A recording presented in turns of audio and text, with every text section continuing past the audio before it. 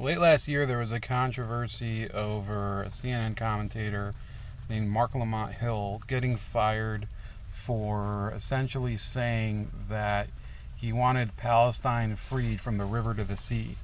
This was a statement he made at a UN conference. It was a statement that he made off the job. And it's a statement that, depending on who you are, it could be taken to be hateful. And at the time, I did say that even though I think Mark Lamont Hill, who's the person who was concerned there, is a complete idiot, regardless of this topic, he is one of the dumbest people that you could find for a TV show panel, and he's pretty much par for the course for the type of people that you have on CNN. I said that he didn't deserve to be fired from CNN in that capacity. In fact, I think that the real answer at the time was, if you have a problem with him, don't watch CNN, and if you're a Temple University grad, which is where he teaches, you should simply withhold donations and campaign for people to withhold donations and tell people that you don't like the type of content and I guess sentiments that are being expressed at Temple, but you don't campaign to silence people just on the basis of opinions that they say that could be hurtful or offensive to you. That type of thing will end up getting you just fired yourself. I mean, eventually you'll say something that offends somebody else, and then you'll be hoisted on your own petard. The double-edged sword will come for you.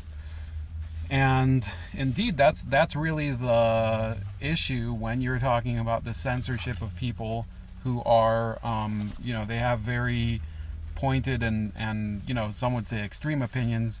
That's why right now you're having this banning from Facebook, which is, by the way, it's a horrible move on Facebook's part, because the fans of these people know that they are being basically told to shut up and not express their views. So you're going to have more people that are going to stop using Facebook, or they'll reduce their usage. There's already talk of, on, I think it's like May 19th or something, there's a day without Facebook and stuff like that. So I'm in favor of things like that. By juxtaposing Louis Farrakhan onto this issue, I'll explain what's going on. It's already wrong to ban a person like Louis Farrakhan unless he directly incites violence against a person or a certain group of people. If he's doing that, he's and that's where you have the Brandenburg versus Ohio precedent from 1969, where the Supreme Court, including Justice Thurgood Marshall, ruled that the KKK can, they can go out and demonstrate in public, unless you have an imminent threat caused by things that they say. They are allowed to profess their views. Now, yes, people are arguing Facebook is a private platform. They shouldn't be able to. You can't just impose on them rules over who they can or can't ban. Okay. That is that's up to interpretation. Remember, Facebook supplied, without letting the users know, the data of hundreds of millions of its users to the Obama campaign in 2012. They did it voluntarily. Everybody talks about Cambridge Analytica. So you could say that Facebook is using its corporate data, the data that's the personal the personal information of its users, in order to further the political agenda of the ruling government, the Obama administration.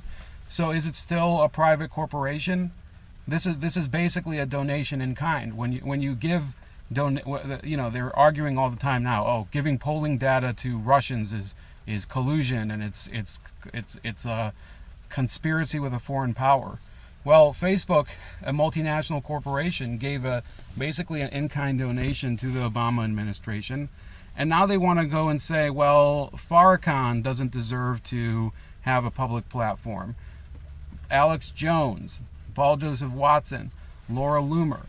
And that's the second point. When you juxtapose Louis Farrakhan on top of those other people who, and their views are very different. If you compare those examples, Louis Farrakhan versus the other three people that I mentioned, you see that what they're trying to do is to lump together all offending opinions and say, well, we're just trying to make this platform safer because there's this horrible man, Louis Farrakhan, and he's going to spread hate on the internet or whatever.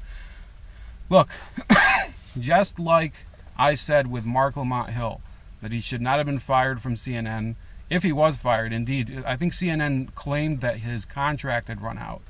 So, or somebody had made a revelation that his contract had run out and it simply wasn't renewed. But whatever the truth is, if he had been fired from CNN, if he had been fired from Temple, which he wasn't, that was merely that would merely be a justification for the firing of a person of the other end of the spectrum.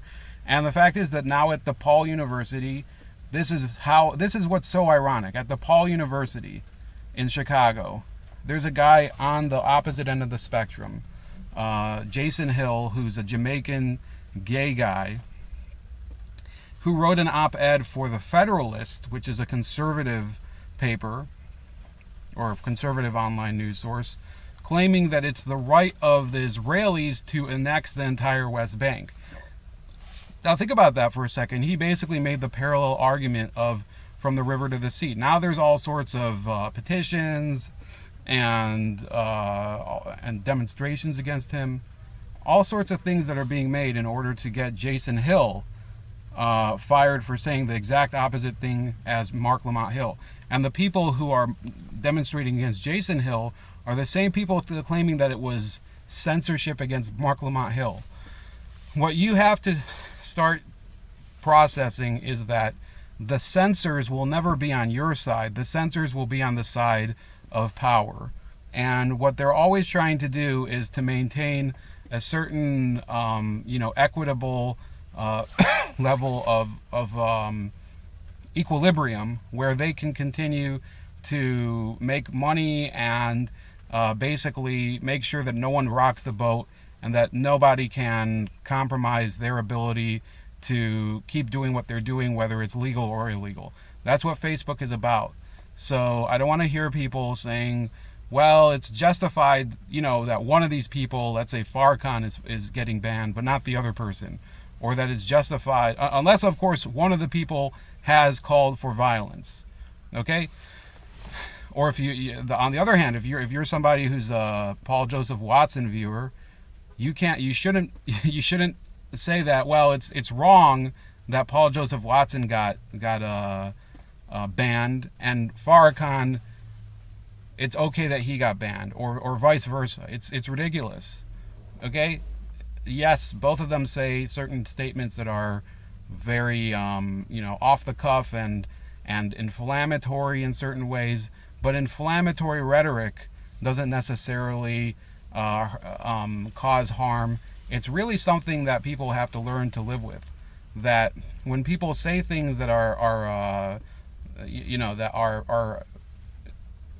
damaging to your mood, you just have to focus on something that can make your mood better, or you have to rebut their argument or something. But you can't behave as if it's a threat to your existence, because the fact is that we live in a country, at least I do.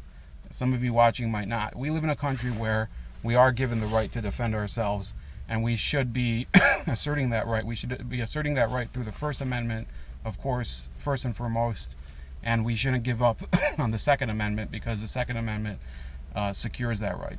That's about it. Please like, share, subscribe. Subscribe to me on BitChute and on Minds.com. Those you can find me at Chef Leopard. And you can also subscribe to me on Gab at Starscream85, and I'll talk to you later.